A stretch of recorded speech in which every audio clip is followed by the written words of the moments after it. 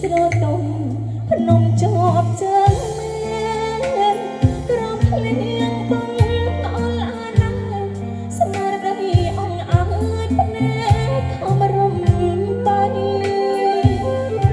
រងងាយញ័រញាក់តែទឹកចិត្តស្មោភក្តីកាលពី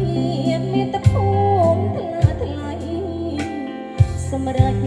ជោគជ័យជូន